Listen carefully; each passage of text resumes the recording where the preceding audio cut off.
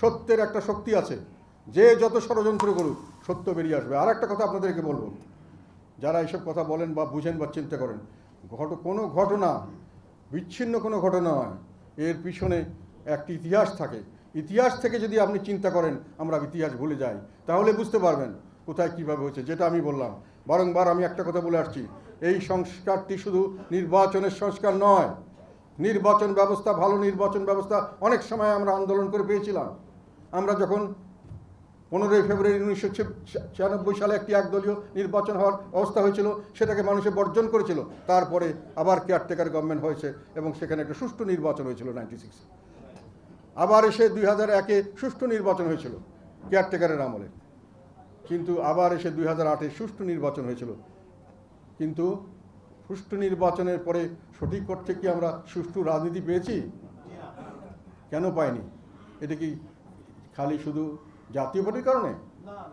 আমরা সংবিধান তৈরি করেছি এমনভাবে, এক ব্যক্তির হাতে সম্পূর্ণ ক্ষমতা দিয়ে দিয়েছি।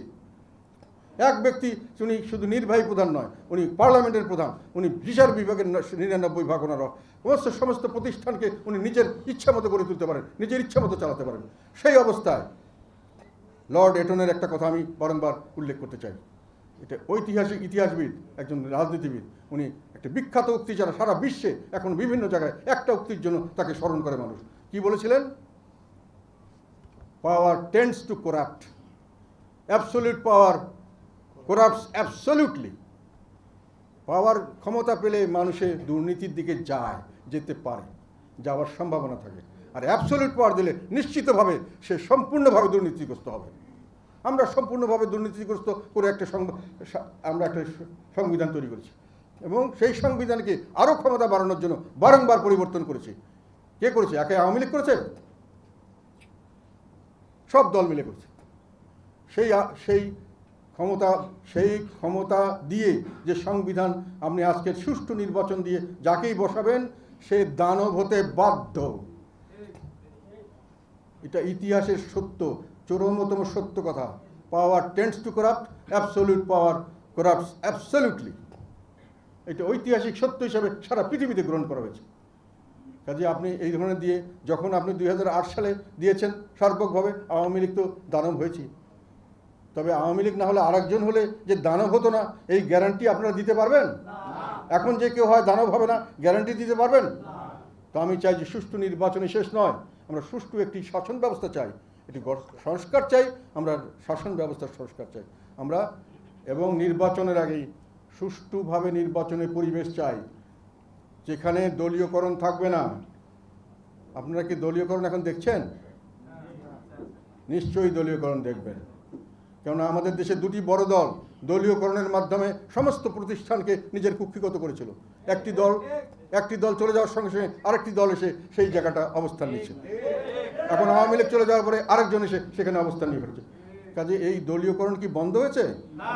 তা আমরা যখন নির্বাচনে যাব তখন আমাদের ডিসি সাহেব, আমাদের এসপি সাহেব, পুলিশ ইত্যাদি ইত্যাদি সবাই কি নিরপেক্ষভাবে কাজ করবে বলে আমরা আশা করতে পারি?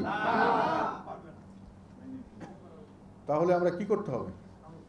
এগুলোকে তো আমার দেখতে হবে। নির্বাচনটা সুষ্ঠু করার বিষয়ে তো আমাদের এগুলো খেয়াল করতে হবে।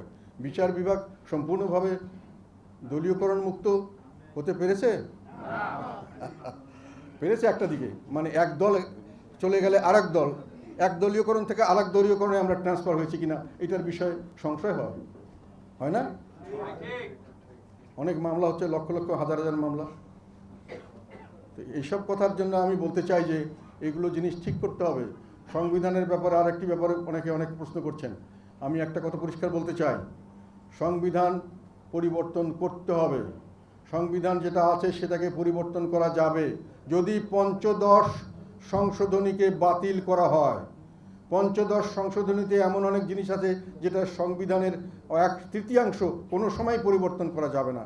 এই কথাটি কোনো যুক্তিসঙ্গত কথা নয়। কাজেই এটার বিরুদ্ধে রিট হতে পারে এবং এইটার বিরুদ্ধে রিট হলে একটা বড় টেকনিক্যাল মিস্টেক আছে এই সংবিধান সংশোধনে।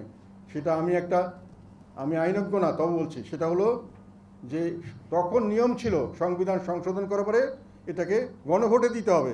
সেই গণভোটে আওয়ামী লীগ সরকার এটাকে দেয়নি, ফলে টেকনিক্যালও একটা মিস্টেক আছে।